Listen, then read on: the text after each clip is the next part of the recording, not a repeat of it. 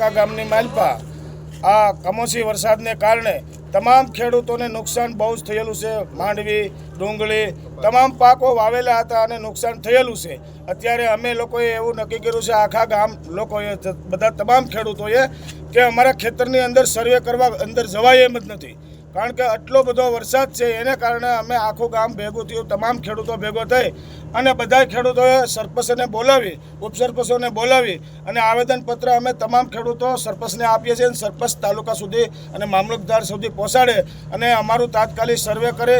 એ સેટેલાઇટનું સર્વે છે અને પહેલાં બી સર્વે થઈ ગયેલું છે। ખેતરમાં જવાય એમ નથી, કોઈ ખેડૂત અમારા ગામના બાકી ન રહે એવી અમે પ્રાર્થના કરીએ છીએ અને સરકારશ્રીને અમે કહેવા માનીએ છીએ કે હે સરકારશ્રી, અમે અત્યારે એટલે દવાનો બાટલો હોય ને તો પી જઈએ એમ છીએ, કારણ કે કોઈ નુકસાની એવી થઈ, કોઈ ખેડૂત એમ નથી કહેતો કે અમારે નુકસાન નથી થયું। 100% નુકસાની થઈ ગઈ છે અને અત્યારે રોવે છે, એને અમે સાના રાખવા તો પણ ભગવાન ઉપર અમે પ્રાર્થના કરીએ છીએ, ભગવાન અમને અતિવૃષ્ટિ થોડીક વધારે આપી છે અને અમે દુઃખમાં છીએ। એટલે સર્વે છે ને અમારે ઓનલાઈન થયેલું છે અને બીજા નંબરમાં આખા ગામનું તમામ સર્વે થઈ જાય એવું, કોઈ ખેડૂત બાકી ન રહી જાય, વસિત ન રહી જાય લાભ વિનાના, એવું અમે સરપંચને આખા તમામ ખેડૂતો સરપંચ શ્રીને આવેદનપત્ર આપીએ છીએ।